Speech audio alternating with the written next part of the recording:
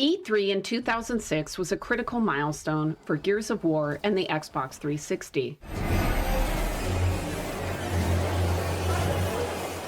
Cliffy B is me and Mike next. With Gears of War, we're delivering the most powerful high-definition gaming experience today. Microsoft was hurting for exclusive titles for holiday, and Sony was about to launch the PlayStation 3. The only other exclusive for Xbox that holiday was Viva Pinata.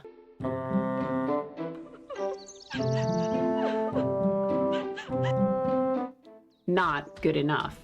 Microsoft has never slung their weight this much behind a new IP that they do not own, and they're taking this very, very seriously. Microsoft has one punch to throw before the juggernaut of the PlayStation 3 launches, and Gears is that punch. Gears had to be there, and frankly, it wasn't looking good.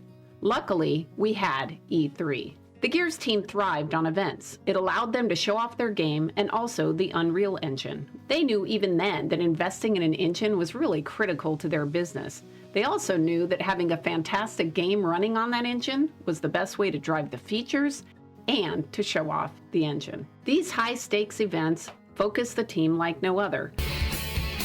Cliffy is a media whore, and he loves it. I want to be on the TV! Rod, the producer, and I used to joke that without big shows like E3, Gears of War would never ship. We would even brainstorm other shows we could throw on the schedule just in case we needed an extra push. Xbox helped out by inventing their own events, like this press conference in Europe. This was the team in Amsterdam in 2005. Keep in mind, these demos were live on stage. The stakes were high. Of course we had backups in case things went wrong. We often had two people behind the scenes playing at the same time as Cliff was playing on stage. We also had a video in case we got really desperate. But we never had to go there because the Gears team always delivered. Epic delivered, Epic over-delivered. They did a great job for E3. E3 had a vital role as a forcing function for game developers and publishers. It forced them to confront the state of the games and make hard decisions about what games would ship and which needed more time. If you were slotted to ship for holiday and you couldn't pull a build together for E3, not only weren't you on stage, you were in the hot seat for weeks to come. The last thing a Peter Moore or Robbie Bach wanted to have happen is for them to walk on stage and have the build crash and embarrass them in front of everyone. And in fact, if I press this little button here on the front, and then I, hit the magic button that's supposed to start the Xbox, you'll see Xbox will actually start up. We can bring that video up. We can bring that video up. and nothing happens. There was pressure and accountability, but from my perspective, that stress was a good thing. If you were a game developer in the middle of a project that wasn't doing well, E3 could reset that project and make it successful. It was a chance for you to tell leadership what wasn't working and get more help. And if you had a bad producer or a studio head that wasn't listening to you, now all of a sudden you're talking to Phil Spencer or Peter Moore. You had a voice about what was going to happen with the game, and you could ask for what you needed. It was a good thing. I remember one E3 demo where various executives were panicking because the Unreal Engine team had just dropped in a new renderer and the Gears build was running at a terrible frame rate for a few of our rehearsals. You see, Xbox would always rehearse these press briefings. They wanted them to look as natural as possible, but that means you got to rehearse a lot. So all the weeks leading up until E3, we would have various rehearsals where you had to show the build. As the executive producer on Gears, I would pretend to be Cliff and demo the build for execs during these rehearsals. They were not amused. The frame rate was terrible. I remember Phil pulling me aside after a particularly painful demo and asking me if there was anything that he could do. I told him there really wasn't, well, except maybe praying.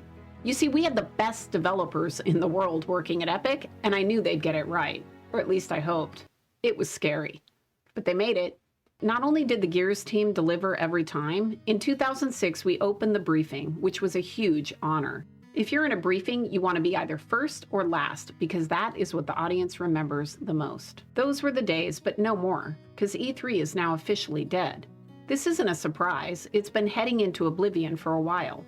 Its original purpose was gone, and it was getting more expensive every year. Today, instead of hands-on demos, game companies just cut a trailer and send it to the Game Awards and call it a day. I think this is a problem. This path of just shipping trailers and having no hands-on demos, maybe that's why we're the industry of broken games. You see, E3 wasn't just about trailers and awards. E3 is the damn Super Bowl of the video game industry. All of the retail buyers and developers and the publishers and the press go to E3 and they look for the best games. When I started making games, the focus of E3 was securing holiday shelf space. Games and consoles were bought almost exclusively at retail. You didn't buy things online. Game companies would use E3 to wine and dine the big buyers because their decisions could make or break your game. Awards, ratings, accolades from the industry press could help booster those pre-orders, so they were part of the scene too. Remember, people weren't streaming over the internet at this point. There was no YouTube. E3 was critical.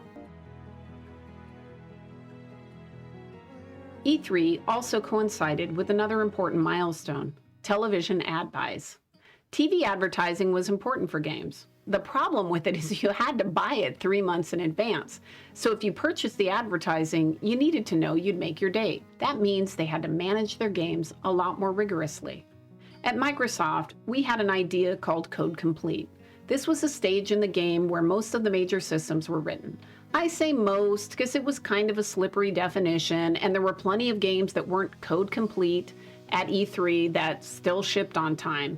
But it was a line in the sand, and if you were not even close to hitting code complete, there was no way anyone in the organization would believe that you would actually make your ship date. It definitely created a lot of pressure, but that was a good thing because it forced teams to make choices. I've seen teams with no deadlines and no constraints. It doesn't work. Most of those teams fail.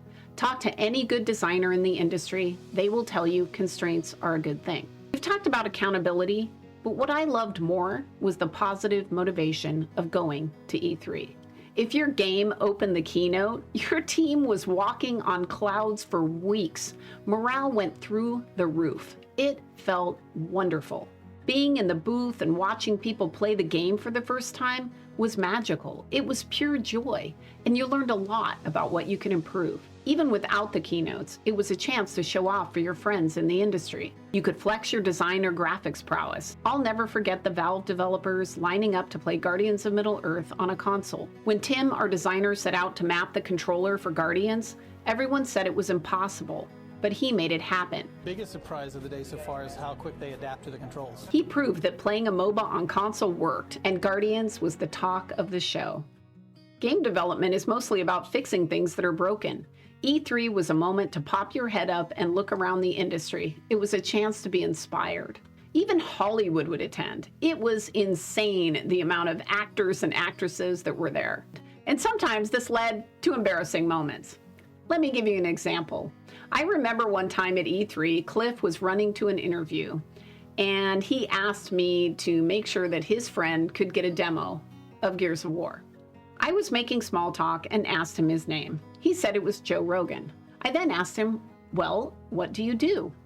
He laughed. He said, I'm on a show called Fear Factor. I tried to be cool, but I literally had no idea what he was talking about. I had never heard of Joe Rogan. Everybody thought it was hilarious, but later when I had the chance to look it up, I was mortified. I couldn't believe that I'd done that. The death of E3 signals the end of an era. I remember it fondly for the glitz, the glamour, the inspiration, and the friendship. Sure, it was hard work getting the demos done, spending hours on the show floor talking to people, but it was worth it. It was the heartbeat of the industry for many years. E3 was more than a sales event. It was a place to connect with friends and get feedback and inspiration. With digital sales and streamers taking over these roles, some feel that E3 is just no longer necessary. But I'm not sure. I think we're going to miss it. But I guess we'll just have to wait and see.